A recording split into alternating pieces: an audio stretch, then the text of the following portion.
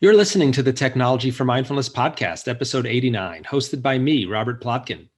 Today, I'm going to be speaking with Dr. Seku Gathers, a coach, emotions architect, trauma expert, entrepreneur, and host of the Truth Prescription podcast. Dr. Gathers has 2 decades of experience working as an emergency physician in New York City. Combining this with his personal experience confronting his childhood trauma, he has created his own coaching practice called Reshaping Trauma. Dr. Seku Gathers is also the host of the Truth Prescription podcast. You can find out more about Dr. Seku Gathers at reshapingtrauma.com and thetruthprescription.com. I'm extremely pleased to welcome Dr. Seku Gathers to the Technology for Mindfulness podcast. In the interview that you're about to hear with Dr. Seku Gathers, you'll hear him talk about many things. It's a very wide-ranging interview. One of the things you'll hear him describe is his F.R.E.E.D.O.M Method, which is an acronym. I'll describe it in detail. And we'll also mention my order method, also an acronym. And I was thinking a bit about the similarities and differences between the two. I think in the end, they're actually quite complementary to each other. If I'm understanding Dr. Seku's F.R.E.E.D.O.M method, I think it's a very holistic, wide-ranging method. He uses it with his clients, as you'll hear, to address all kinds of life issues, trauma, and otherwise. The order method that I developed is more focused on how to design and execute individual decisions. I think you might think of them more as freedom being more of a macro level and order being more of a micro level solution. And that's why I think they could be thought of as complementary to each other. Let me just give a little understanding of order. It stands for observe, reflect, decide, execute, and repeat. And you'll hear Dr. Sekou and I mention that we both have martial arts backgrounds. It's certainly one context in which you could use order. Let's say you are in a conflict, a physical conflict. It's extremely important, of course, to observe what's going on. Let's say that someone's attacking you. The very first thing you have to be able to do is observe what's happening. Let's say a punch coming at you. If you can't do that first step and observe, you're going to get nowhere fast. True in all decisions, but it's natural, particularly in a conflict or high stress type of situation, to shut down in some way and really not even be able to observe what's going on.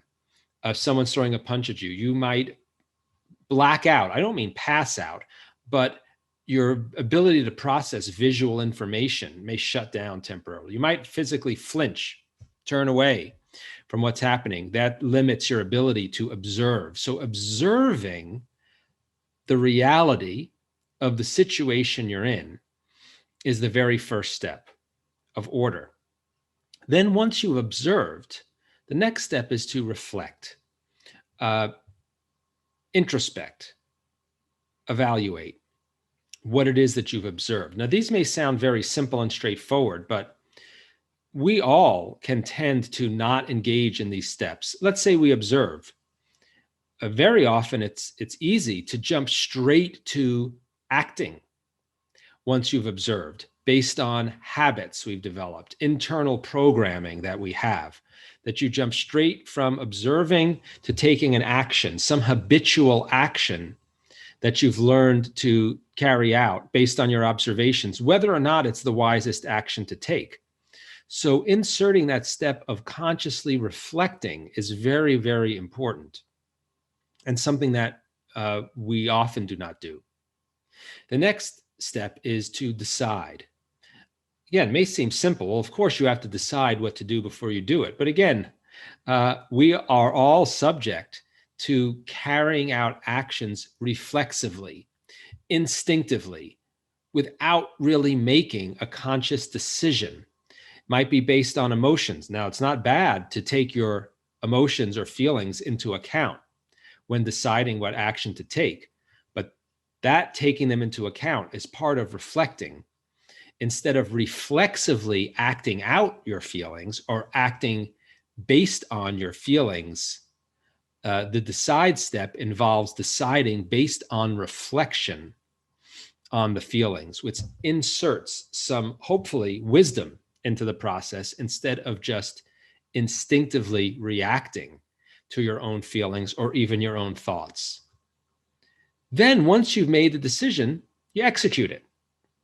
Now, that again may sound totally straightforward. Well, of course, once you've made a decision, you would execute it. But let me ask you, how often have you made a decision, been very clear that you've made it, and then wavered on executing that decision and carried it out? You second guess yourself. You go back to thinking about whether it's the right thing to do. Decisiveness in execution is really important. And if you have observed, reflected, and then decided in mindful, conscious ways, you'll be more likely to be able to then take that decisive step of executing without going back over your decision over and over again, and instead just do it. Now, I say just do it. Remember, you've done a lot before the doing it. So you're not acting reflexively, but you are acting decisively once you've decided. That's what execute means. And then repeat, which means the world doesn't end and come to a stop at the end of that execution. Now you're in a new moment. You observe again and repeat the process over and over. That's what life is like. It's a series of constantly observing in a mindful way, reflecting, deciding, and executing. So this is a very action-oriented approach. And as I said, you can see it's very micro in the sense it's focused on a way of mindfully, consciously making decisions and carrying them out about individual actions. So I hope you find that helpful, and I hope you find it helpful to consider when you hear Dr. Sekou talk about his F.R.E.E.D.O.M method, which, as I said, I think is a more comprehensive method in which order can fit into as a way to help you carry out individual decisions within that framework of freedom. Hope you find it helpful, and I hope you enjoy this upcoming interview with Dr. Seku Gathers. Hi, Dr. Seku, and welcome to the Technology for Mindfulness podcast. How are you? I'm doing very well, thanks, under the circumstances. How are you? Yes. We're making it. We're managing. We're here. And I think a lot of what we'll talk about today is, how you help people deal with circumstances like this. Yes. And, deal with normal life difficulties, but that are exacerbated by something like the pandemic. It's been a cleanser. It's been the great cleanser. That's what I call it. The great cleanser. Yeah. I'd love to start out by you just giving people a little bit of background on yourself and how you came to your coaching work, particularly on trauma and healing. I know that you were a physician, including emergency room physician for more than 20 years. And I'm curious to know, I'm sure our listeners are curious to know how and why you made the transition from that to helping people with this other kind of healing. Yeah. Well, it's interesting. I've actually been working with and managing trauma my entire life. It really wasn't that much of a transition. I was sexually, assaulted at age 8 and age 10, which was obviously traumatic. My parents got divorced when I was around 16, so that was, a trauma. In my early, late 20s, got divorced, right? I was been diagnosed with a life-threatening illness, and then obviously in ER treating physical and psychological trauma. So it's something I've been really working with and managing. When I decided to make the pivot into coaching, was really natural. I've always been someone that's what's called an empath, which are you familiar with? I am familiar with that. Maybe you can tell people. I know that if you do any kind of internal work, and you can do personality tests and other things, that is one dimension along which people lie. Sure. So an empath is essentially someone that has the gift of being able to sense and physically feel what other people are feeling. So give you a perfect example. If I'm in a room with someone and they have a sore throat, and I start talking to them, I will get a sore throat. And so once I realized and once I fully accepted, oh, this is an actual gift. I'm already a physician. I've been dealing with trauma, all this time, and I've healed my own trauma both through therapy and coaching. I felt like, this is where I could best serve in the world right now and really be in my greatness. And so that's how I kind of came to it. Hmm. Yeah, that is a gift that you're giving back to people. Yeah, Uh, and when you talk about trauma, I know that that has a lot of different meanings to people, because we could be sure. talking about physical trauma and many different types of mental, emotional, spiritual trauma. I wonder if you can talk a little bit maybe about what are some of the most common kinds you see with people, and what's most pressing for people today. Yeah, I see. Really, what some people would probably call micro traumas, right? Not maybe as horrific or horrendous as a sexual assault or rape, but something like a divorce, Mm-hmm. right? It's traumatic. COVID, Yeah. the pandemic has Mm-hmm. been very traumatic for people. So things like that. Basically, a trauma is any unhealed wound. Anytime you Yeah. upset the apple cart and it leaves a scar, leaves something that's open, that's unrequited, that you haven't really dealt with, that you haven't really healed. Those are the areas that I focus on, and it's really powerful because what ends up happening is that the trauma, it happens in that moment, even if it was 20 years ago.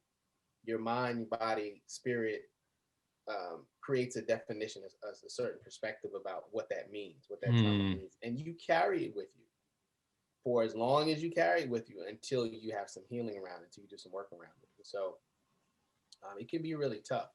Um, COVID has been particularly interesting. I think, remember, we were speaking about this before the break, that the divorce rate is up 34%. Mm-hmm. Um, People are in these closed spaces and nowhere to run, nowhere to hide. They have to deal with the issues, and people are realizing, hey, this probably is not going to work long term, and that Mm-hmm. it's tough. But that's why I call it the great cleanser, because I feel like it brings everything. It has brought everything, exposed everything, brought everything real to the surface, and has created this great opportunity Mm-hmm. for us to really to be able to take advantage of it, even politically. I don't want to get too political, but Sure. if COVID didn't happen, there were probably certain aspects of our current administration that we may not have been exposed, that because of COVID had gotten exposed. So The couple of things you've said strike me as indicating what might be a kind of attitude you have, but tell me if this is right. You've talked about your own personal experience as a gift, and then COVID as an opportunity. I think a lot of people wouldn't talk about those probably things not. in those terms, in that kind of forward-looking, finding the opportunities in the painful. Yeah. Uh, Well, look, this is the thing. You always have two options with anything. It doesn't matter what it is. You have a opportunity to look at it in a way that's helpful, or you have an opportunity to look at it in a way that's not helpful. and so Simple. and that's really how I try to really bifurcate things. So Yeah. look, I could do the "oh woe is me" thing, and I've done it in my life. I think we all have. Mm-hmm. But does it move you forward? No. No. And these days, my intent with everything I do is to try to do it with a few drops of love in there, and Mm-hmm. a lot of drops of love in there. And so, what's the most loving way I can look at this particular situation for myself? And so that's why I always try to look at things in terms of what's most helpful. What is actually Yeah. going to move me forward, give me energy, Yeah. right, rather than drain my energy. Yeah. which is one of the things I recently published a book called Total Body Wellness: The Truth About Your Health. And one of the things we talk about in the book is things, whether it be for your mind, your body, or for your spirit, that can actually benefit, it can Mm. actually provide, that can actually give you energy versus take it away. So Yeah, and you talked about trauma as a kind of unhealed wound. I've heard other metaphors similar to that, like a nerve ending being exposed or a burn that's still there, all similar. There's something harmful that occurred, but it's not just in the past. There's some way in which it's still present Yeah. now. Unprocessed. Yeah. Yeah, yeah. Yeah. It's unprocessed. It's like eating a steak and it just never gets digested. It just kind of Hmm. hangs out in your stomach, and you're bloating and, stomach pains for years, not Right. really understanding why. But there's a way that, for healing to happen, there's a way that you have to be able to process things, and to get them out. And for everybody, it's different. Hmm. Um, the reason, so one thing I wanted to touch base with the audience about is the difference between coaching and therapy, right? So with therapy is really about the past Hmm. and, why things in the past happened and trying to understand that. Coaching is about the present and the future, where you are, where you want to Hmm. go. And so what happens a lot of times with trauma is that people have had some therapy, some work around it, and have some kind of intellectual understanding of Hmm. what it is, and why it is, but are still affected by that pain Yeah. every day. It's affecting their relationships, how they deal in work, Right. how they complete tasks, their mindset. And so, if you look at all that, excuse me, if you look at all that, some people with coaching, they need, something physical. They need to do something physical to move, to reconnect with their body, because a Mm. lot of times trauma gets trapped in the body, especially if it's physical trauma, it gets trapped in Yeah. the body. So something like what you did with, martial arts Yeah. helps. I sometimes send people to do martial arts, or to just spar, to Yeah. just move the energy in the body, Yep. right? Because all the intellectual understanding can, if it's stuck in your body, it's stuck in your body, right? You can understand it for days and days and days, but you have to start to move that energy. Hmm. And so those are some of the differences. Coaching is more of like a live, visceral experience than Hmm. just kind of sitting and talking with somebody. I give my clients assignments. Before COVID, we would go out and get out into the field and do different things. Uh, So it's fun. It's a lot of fun. yeah, it's great. I mean, it sounds like, and I've had coaching too. It's more action oriented. I mean, it does Yeah. engage your mind. You do have to understand, but in the end, you're focused on what action can I Right. take now? Correct. Um, Right. What am I going to do? right, Right. right. What am I going to do? Um, and I very much relate, as you said, for martial arts, and I know you're a martial artist as well. This attitude about stuckness or fixedness at any point, always being almost death, but not to take it that far. That things need to keep flowing, right? Yes. Everything needs to flow, Mhm. and that's what you work on: is how to keep the mind, body, spirit in motion.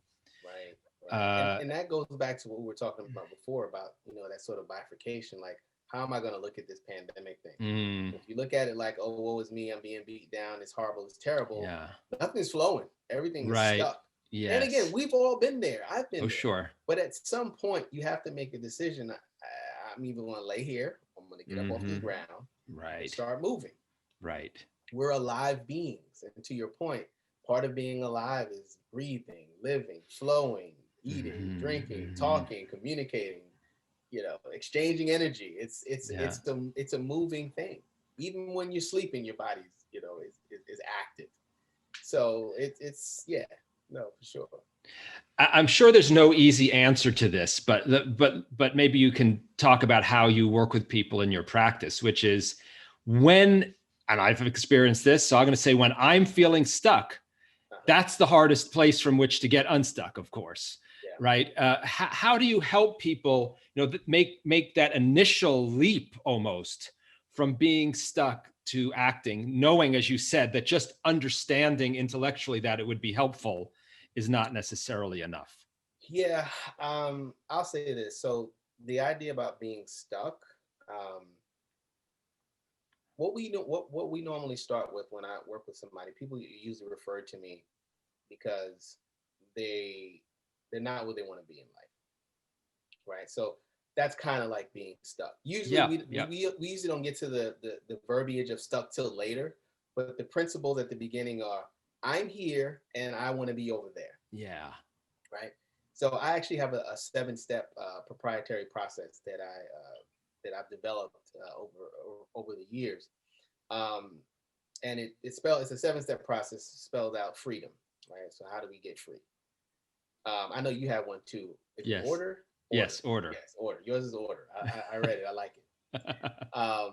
If you haven't read it, make sure you read it. So the first part is finding the disconnect. Mm, So where are you? Where do you want to be? Right. That's pretty simple. But sometimes it changes. Like we start talking, they think they want to be there, but they really want to be over there. mhm, mhm. So really trying to find that, because then we have a roadmap. Right now we know where we want to go. So R is really about looking at the reconnection, right? The Mm, reconnection is important. So how can because we're disconnected, finding disconnect, how can we reconnect? And so we address things like mindset, right? Mindset mm, is super important. And I have different exercises and activities and things that we can do to address and change the mindset. We look at blind spots. People don't mm. realize the difference between blind spots and mindset is that blind spots are actually unconscious. Your mindset, like Yeah. it's really top level conscious mind. Like, yeah, I probably don't have the level of confidence that I think I should.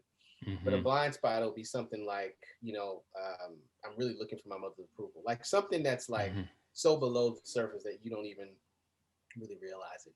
I address people's habits, right?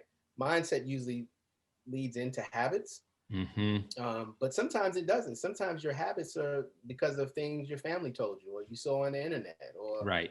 whatever, right? Right. But that habit is not in alignment with what you say your mission is, where you say you want to go. Yes. So we address those things. Um, Obviously, because I'm a former physician, but always still going to be health focused, looking at health, looking at the things in your life, be it diet or exercise, that are taking your, draining energy from you, and looking at the things that are giving you energy, and Sleep. slowly sleep. So more sleep, better Yeah. diet. I'm being very broad, but more Yeah. sleep, Yeah. better diet, um, those type of things. Because you can't be successful or do anything Yeah. without energy, right? Yes. That's Yes. you say you want to run a $5 million company, but you have no energy. You got your mindset together, you got your habits together, you know where you want to go, but you're in the bed, right? Yeah. It's not going to work because you're in the bed because you ate, Right. 5 steaks before you went to sleep. Yeah. So we address those type of things. And then the last thing to me, is one of the most important after you get the other things in line, is the people in your life. Yeah. Because sometimes those people don't need to be in your life. There are Hmm. some people that are just negative and just naysayers.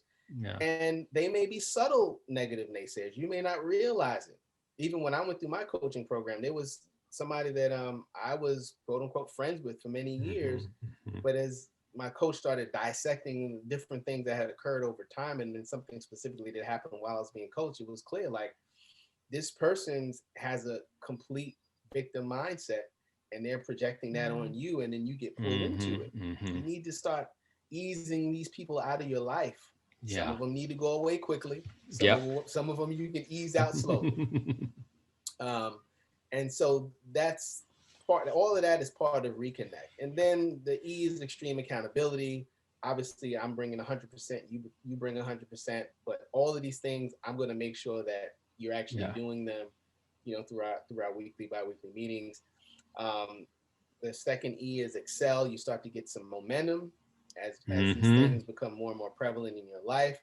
D is design strategy or symphony, which means that as you get more and more of these wins, you start to see, oh, a clear example would be I'm doing A and the result is B. I can use this strategy in my life. Like it's a very clear thing. It Yeah. becomes Yeah. very, very technical. Yes. Always ownership. So once you begin to be able to do these things consistently, something magical happens. You no longer feel victimized and you start Right. to own everything. So win, lose, or draw, you still feel like a winner because you've actually become, and this is something you talk about, you've become 95% proactive versus Yeah. 95% reactive. So once you can own everything, then everything becomes a lot easier. And then the M, the last word in the freedom, is mission accomplished. Mm. You've gotten where you want to go. So That's great. I mean, as you're talking, there's so many things I'd love to talk about in there. Okay. but that's the process. Yeah. It's broad strokes that I work with clients on.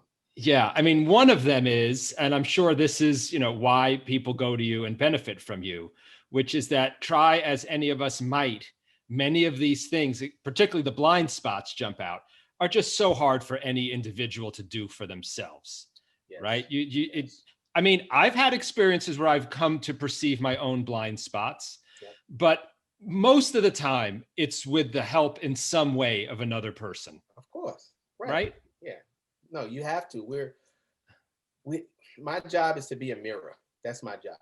And I talk to you, I listen to you, and I notice things that you won't know. That's why it's a blind spot. And then Right. we write it down on a sheet, Mm-hmm. and then we track it. We track it. How many times does this happen? When does it happen? All right. Now we see that. What are some strategies maybe we can do something different, or what can we put in place? Or it's like chess. We move around, we play around with it until it no longer becomes. Well, first of all, once you become aware of it, it's no longer a blind spot. Yeah. So check. That's a good thing, right? Yeah. Because they say that the punch that's going to knock you out is the one you don't see coming. Right? That's right. So, and you know that as a martial artist, right? When you punch, you try to make it be the one that the other person won't see coming. Also, correct, exactly. So that's part of the work. That's part of the fun, that I have when I work with folks. Yeah, and one thing about that, and I know this from my own experience, is to even be able to acknowledge a blind spot when someone like you points it out requires me to have some degree of humility and openness to that. And objectivity. Yeah. Yes, and objectivity. Can you talk about that? Because I'm sure, again, that people, look, if someone comes to you, it probably means they have at least some amount of motivation to change. Maybe not. Okay, depends. I turn a lot of people away. Yeah, actually. For that reason, because you don't think they have the impetus or the attitude. It needs to be a 200% relationship. They need to give 100, and I'm going to give 100. And if I feel in our conversation that it won't be 100, from them, then I know it's not going to work. Also, this kind of work is very personal. Yeah. Right? So it has to be almost like a custom-made suit. You have to fit the person. The person has to fit you. You have to enjoy being with the person and helping them on their journey. And you have to actually enjoy what their journey is about. I've had some people, come to me and tell me, I won't even tell you what their goals are. Sure. I really don't want to be involved in that. Understood. But I'm losing my train of thought. It was about people needing to have a willingness to be open to their own flaws and blind spots and be ready to work on that. Yeah. So although therapy and coaching are different, there is definitely, I find that my clients that do the best are the ones that have had at least some therapy, because that at least gives you that objectivity where if I say something that it may hit your ego, but there's a part of you that knows that I'm probably right, or you'll at least give it, let's say, a week or 2 weeks to mull over it, to be open to the opportunity and the possibility, and also to know that I'm here to help you in your best interest. And I always tell clients, I may not be right, but this is what I'm sensing. How does that resonate with you? And so it gives them an opportunity to say yes, no, or not. But I just find that in those initial calls before I even, actually book a client, I usually do 2 or 3, just discovery calls just to kind of get to know each other and see if there's a place for me to help. I'm looking for that. I'm looking for their openness. I'm looking for their ability to follow up and follow through. I'm looking for all those things because it's important. Because what happens is, and I don't know if you see this with your work, but somebody will come, they're half committed, they'll sort of half do the work, and then they'll say, see, I tried that thing with Dr. Sekou and it didn't work. Yeah, well, you didn't do the work. Right. The work doesn't work, you do the work. Right. And it's just it's a certain mindset that they have. I mean, so I'm a lawyer by day, and I have a business coach who has worked with many lawyers, and he's told me he's had lawyers come similar situation. They come to him, they want the results, let's say more profit, but he can tell they're going to fight him Right. on changing. They don't like marketing. And if he makes a suggestion, as you said, they don't, it's not that they have to agree, but there needs to be an openness to the possibility, at Right. least. And he's told me there's certain lawyers, and I'm not surprised, who, don't even have that initial openness to the possibility that someone else might have a solution that would work for them. And then that just won't go anywhere. Yeah, I mean, it sounds like those people actually need a personal coach, not a business coach, because how you do business is how you do personal. Yeah. And so it means in their personal life, they're not open, they're stuck, Right, right, they're right. not receiving, they're closed off. And so until you address those things, the business will never achieve anything anyway. Right. And you also mentioned ego, which I know through mindfulness practice, it's a helpful way of being able to detach from the ego. And, I notice that I have certain habits, and through mindfulness practice, I can notice that I have them, but not be so attached to them and hold Yes. on to them so Yeah, tightly. yeah, it's important. I mean, I've meditated for daily for close to 10 years. And I can tell you over time, over a lot of practice, you do get to a point where you can definitely be in the moment and things affect you, but they don't have the same degree of intensity Mm-hmm. that they once did. Plus, after 40, you just don't give a damn. So Right. that's true. that's the other part. That's what they say after 40. You just like whatever. Yeah. But yeah, the ego is a dangerous thing, man. It's like this, as I describe it in my book. It's like Windows 98. It's like this old outdated software that it's just there, and it's not upgraded to today's information, right? Because the ego is usually, you know, tripping about something that happened 5 years ago or 10 years ago, or tripping about something that may happen in the future, but it's not Right. here and now. It's not present. It's not in the present. And so that's the problem with the ego, because it's got all this old, outdated info in there, and it's just bad for business.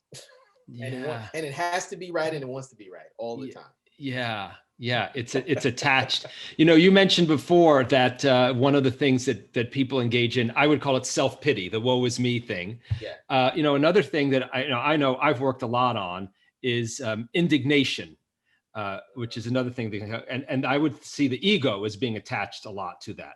How can this person be what they are or say what they're saying? That indignation, and I might disagree with them, but the attitude of righteous indignation is a way of, I feel, getting stuck, right? And there's a lot of that in our culture, for sure. There is, and there's something I won't say it here because I teach it in my program, but there's definitely a cycle that all of us um, like to be in, and you can see it pervasive throughout society. And once you learn what that is, you can see how you don't need to be in it. And I know I'm being super vague, yeah, but my clients know what I'm talking about. Okay, you've piqued my curiosity, though. I really want to know what that is. There is a way to disconnect from those type of feelings and emotions, even if you're not a meditator, just with some basic intellectual understanding. There is a way. There is a way to do it. So there's hope. There's hope, America. Yeah, that's great. I mean, it's also one thing that strikes me about your approach is it's just strikes me as very eclectic. You talk about drawing on your medical background, on mindfulness, on martial arts, on coaching practices. And I mean, does this sound right that you put things together in your own unique way based on what works, and you're probably always evolving it, I guess.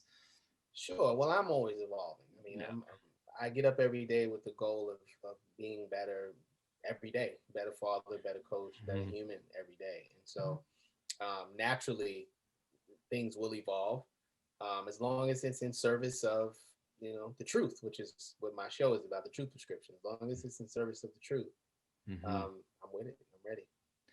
Yeah. I wonder if we can go talk a little bit more. We touched on it throughout.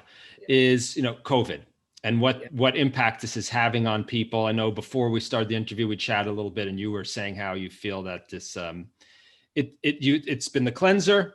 It's brought a lot of issues to the surface and can also magnify issues. So, what are you seeing in your coaching practice in relation to COVID? And, and are there any insights you might be able to share with people, words of encouragement or suggestions about how they can deal with this really unprecedented situation? Yeah, it's tough. The major thing is a pervasive feeling of victimization.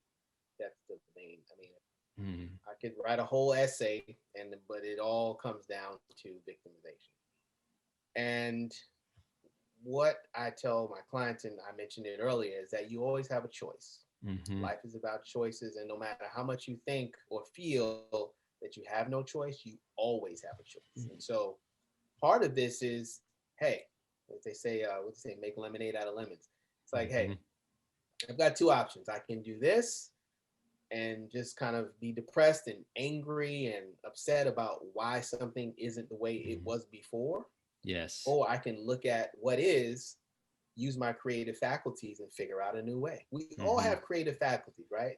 God, Yes. the creator, Allah, whatever you want to call him, gave us a left side of a brain and a right side of a brain for a reason. Left side's for logic, right side's creativity. So we're all creative. We all have the ability to solve problems. So using in and tapping into your creativity during times of stress is Mm-hmm. a good way to create new solutions that previously didn't seem like they were there. Sometimes you need a coach to help you with that, Yeah. and sometimes you don't. Yeah. So I'm going to push back, not because I disagree with you, but because, I notice some of these habits in my own mind of Okay. feeling victimized or helpless or like there are no options in relation to COVID. And there are, of course, some real objective facts out there, right? That a lot of our movement is more limited than it was. Options for going places, interacting with people, certain people might have experienced really significant economic consequences that are limiting their options, health, of course, health consequences. So, what would you say to people who say, well, look, in reality, my options are much more limited now, let's say, than they were 10 months ago? Yeah, I would tell them you're right. You're right, but that still means you still have a choice in how you react and respond to it, Yeah. right? You can still generate happiness. You can still generate creativity. You can Mm, still generate a way that's going to serve you and not mm-hmm. harm you. So, Yeah.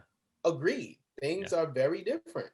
Yeah. So I think the other problem that I see people have, and something I myself personally have had to work on, is that A word, acceptance. You have to Mm, accept and submit to what is real. right. It's the truth. Yes, things are not as easy as they once were. Things are Mm-hmm. difficult. Got to put the mask on. Can't have people over for Thanksgiving. Got to get COVID tested every so often. You got to be worried about this person coming into your house. All of these things, Mm, yes. But once you submit to it and start fighting against it, because you're yeah. fighting against it because you're angry, Yes. because you feel victimized. Right. Once you stop doing that, so I'm not going to fight. I'm going to accept what's happening and still make a way for myself that's as beautiful as I can make it. Mm-hmm. It's so great seeing like even like Broadway. Broadway's been shut down and they've been doing Yes. whole productions on Zoom. Yes. Each Yes. actor just doing it. You make a way, Yeah. and they're enjoying it. They're enjoying what they're doing. And so that would be my response, that yes, I'm not disagreeing that these things haven't happened and you have a choice. Yeah, and I, like to speak to listeners. I think most of the listeners to this podcast know what you mean by acceptance. You said acceptance of the reality that Acceptance. is. In the English language, sometimes acceptance has a connotation Sure. of liking what is, Sure. No, which I is which is which is not, not. I don't think, what Which you're is not. saying. No, No. no. No, it's true. And that was also a pivotal thing for me and also for a lot of trauma survivors I work with, that because it comes to a point where you have to accept what happened. It doesn't mean you Mm, agree with it or yeah, that you think it's right or that yeah, you condone. No, right. part of the cognitive dissonance or the disconnect is that on one level, you're trying to block it out like it didn't happen, but Mm-hmm. on another level, it's affecting you every day. And Right. that's the problem. Hmm. So going back to what you were talking about earlier with things flowing, Yeah. in order for things to flow in your life, you have to just accept shit. Excuse my Hmm. language. You have That's to just okay. come Yeah. into Yeah. acceptance with it. So, yes, this terrible thing happened to me. I'm going to accept that it happened in the manner in which it happened. I'm going to accept all of it. Doesn't mean I agree Hmm. with it. Doesn't mean I like it. And now that I've accepted it, now I can actually do something with it because it's Right. not this Right. strange thing Right. over there in the Right. corner that I've hidden. It's right Hmm. here in front of me, and I'm going to cry and I'm going to emote and I'm going to let it all out. I'm going to journal. I'm going to big Hmm. box. I'm going to do everything I can, but you can't do any of that until you accept that it actually is alive in you. Yeah. And so, that's the thing, with acceptance. And it can be tough. Yeah, it can be tough. But Yeah. that's why you need support. Yeah. Support. Absolutely. Very helpful. And, I do try to keep politics out of the podcast. All I'll say is we Yeah, can see a lot over the years, even. yeah, I don't even mean right now, yeah. of difficulty people have in just accepting the reality of what's happened, regardless of what they think of it. I'll just leave it at that. That was funny. And I Yeah. honestly do mean in many areas, in many ways, in recent years. I Sure. don't, you might think I'm talking about one specific thing right now, which I am, but not only that. Let's be mindful about this. No, it's super, super helpful. Also, just really quick, I want to just, this is Mindful Technology Podcast, just the idea of mindfulness. I when I think about, because you talk about a lot about technology and how, basically people, there's nothing inherently wrong with technology, it's how folks Right. use it. Um, Technology is often used as a distractor. Yes. And similar to what I was saying before about having this big elephant in your room but ignoring it, a lot of times people use that technology just to numb themselves out, just like they would drink alcohol, snort Right. cocaine, smoke marijuana, whatever. Um, and to piggyback on what we were saying before, I don't like the term mindfulness because it really just connotes almost like Mm, it's this big brain thing, but it's really like wholeness. I call it like wholeness because it's the whole body. It's yeah. your ability to be aware of everything that's going on. So, like, when I bring my finger up and I touch this keyboard, I feel that pressure and the Hmm. heat. And, as I bring my hand back, I feel my shoulder, rotate. And, so all those kind of things. That's what mindfulness is. And, I think the thing I like about your podcast is you're telling people, hey, look, there's nothing inherently wrong with technology, um, but you have to use it and not let it use you. Right. And you said addiction, and that's a bit of a touchy buzzword. In fact, I was just listening to a Pima Chodron book. I think it was, I listened to a couple of them, but I think it was Don't Bite the Hook. Anyway, she used the word addiction to refer to almost any mental habit that you repeat on and on. Talk about being fixed or stuck again, not flowing. Yeah. And I thought it was an interesting way of pushing me to think about things that I might do that I wouldn't think of as addiction because they don't involve chemicals or drugs. But if they're repetitive habits that I have that aren't promoting my health, Yeah. well, aren't they addictive? And if I'm doing them unconsciously, Right. why not see them as an addiction? Correct. Yeah. Like how you make people wait before they press the screen, Yes. right? You're breaking up that neural connection, Yeah. and allowing them to take control over it. And it's like, yeah, I mean, there are men that are addicted to dominating women. There are women that are addicted to dominating men. It's an addiction. Mm-hmm. There's a reason behind it, and that's why it's important to get some support So if what? you want to be free. If you want to be free. And so I'm Right. curious, taking it back to the work you do with your clients. So I wonder if you can talk a little bit about one, how you bring the wholeness into this, including the body and the spirit, and perhaps, in what ways might people be able to relate to what you're talking about, helping people do this to break free of these kinds of repetitive, unhealthy habits. I mean, you've talked a lot about it in the Yeah, conversation so far. I think just yeah, about everything you've said, in fact, supports that. yeah. It's listen. At least my process, and I think some coaches, not all coaches. It's a total. You know, my book is called Total Body Wellness. It's a total body wellness program, basically. Mm-hmm. We're looking at all aspects because they all relate: the mind, the body, and I'm just saying spirit loosely. However you define your Sure. connection to a greater Yeah. power. It's not just mental. I said this before. Sometimes it's physical because a lot of times trauma or other emotionally charged things are in the body. You know, you have people who have back pain for years, Yeah. have an emotional breakthrough, the back pain goes away. Yes. There's things called somatic therapy, which means um, therapy that's based on using body movements to heal. Mm-hmm. Um, that it works. Like it just straight up works. Um, so I think any healing process has to take everything into account, and obviously you go as much as your client is willing to go with you. Um, but yeah, we've done some crazy stuff, man. I mean, I had somebody who had stage fright, Mm-hmm. and his goal was to become become a public speaker, right? Which Wow. which is Yeah. great. Sure. Listen, often our fears are really covering our power. I see Mm-hmm. that all the time, even with myself. I went to acting school actually to break out of my uh, fear of just being authentic and being able to communicate clearly and powerfully. But this particular client, my recommendation was, hey, take a cold shower. You know, once a day for 7 days. Mm-hmm. And that sort of just visceral discomfort that he felt is so horrible. I don't know if you've ever taken a cold shower. I've Yeah. done the exercise too. It's horrible.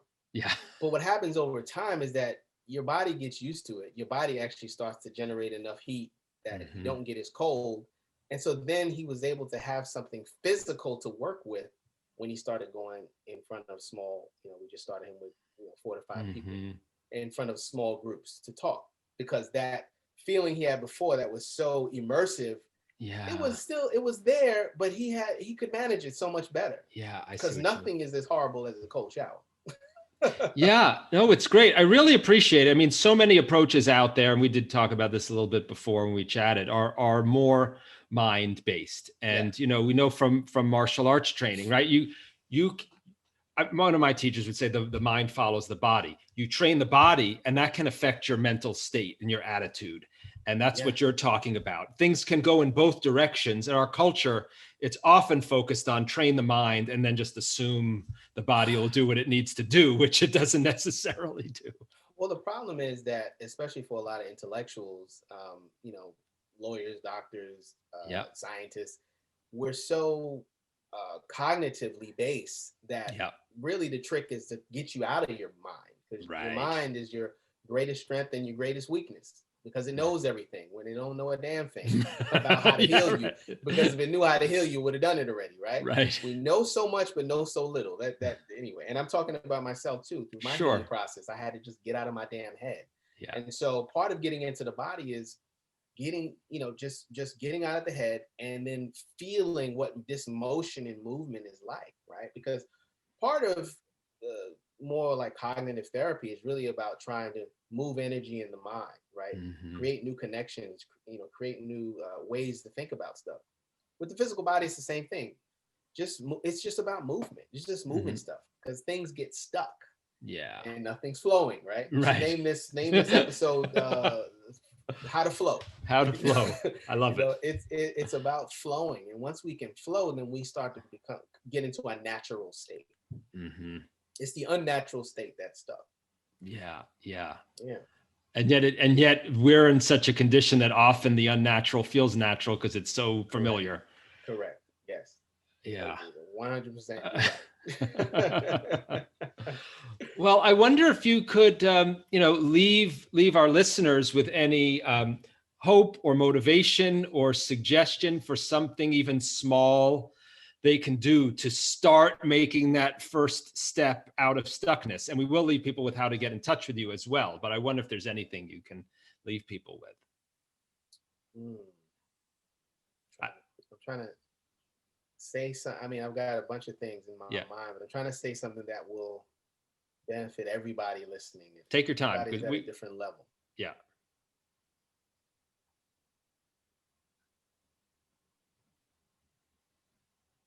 I would just say start with slow down. Start doing things slower on purpose. And that may sound like, what is he talking about? But something so simple as when you get out of the bed in the morning, actually take your time, like feel your feet hit the ground. Instead of that normal cadence that you take to walk to the bathroom, take a different cadence. Maybe put your leg 5 inches farther out. Switch things up a little bit. That'll get you out of your program, because before you can talk about some of the things we talked about today with submission and flowing and any of these things, changing mindset and habits, you've got to sort of break up the automatic. We so much do things the same way every single day that it's almost next to impossible to infuse something new. Even the first thing, when you asked me that question, the first thing that came to mind was do everything with an intention of love. But if you're caught in a program, you can't do anything with an intention of love. It just doesn't make any sense. I've practiced these things over many, many, many years, and I get up every single day, Saturdays and Sunday included, meditate, do my affirmations, and set my intention for the day every day. And so, and I've been doing it a long time. And so until you can get there or find some other way to anchor yourself spiritually, psychically, emotionally, I would say the first thing is just slow down. Slow down your movements. Just try it for, maybe set your clock for a minute, and just try it for the first minute of the day when you wake up. That's great. Do everything slow. Brush your teeth extremely slow, or slower than you normally would. Talk slower than you normally would. Pick your phone up slower than you normally would. Just slow down. That would be my little piece of advice. Excellent advice. Yeah, excellent. Thank you so much. And you're welcome. How can people get in touch with you, learn more about you, your book, and reach out to you if they're interested in coaching? Sure. So my show, The Truth Prescription, where I interview people and we talk about the truth that they have ignored, and that when they accepted it, created a breakthrough for them. That show is going on. We're about to go season 5 in April. That's www.thetruthprescription.com. Instagram @thetruthprescription podcast. And for coaching, www.reshapingtrauma.com or www.drsekougathers.com. That's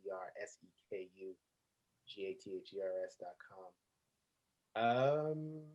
And that's pretty much it. If you listen to the podcast, I do have, other than full interviews, every single day I have a truth tip.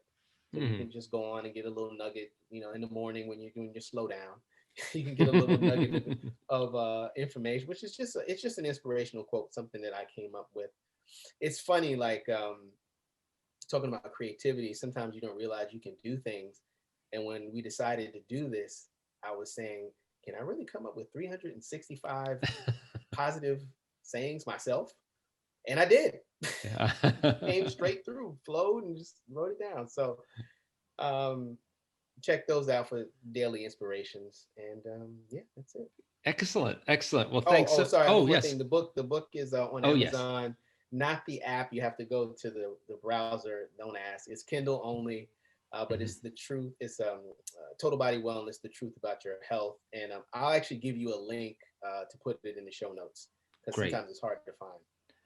Great. Thanks so much. Yeah, I think people will really be interested in that. And thanks so much, Dr. Sekou, for being on the Technology for Mindfulness podcast. Thanks for joining us for this episode of the Technology for Mindfulness podcast with me, Robert Plotkin, and today's guest, Dr. Seku Gathers, a trauma expert and coach. You can find out more about Dr. Seku Gathers at reshapingtrauma.com and thetruthprescription.com. If you liked today's episode, please subscribe to our podcast and our YouTube channel, and rate and review and share the episode with your friends. We'd really appreciate it. Don't forget to also check out our blog at technologyformindfulness.com to get free and practical tips for beating digital distraction and for being more productive and focused and creative and happy with your technology. And right now, if you go to our webpage and sign up for a free mailing list, you'll receive a free guide on how to manage your technology use and achieve balance with your tech.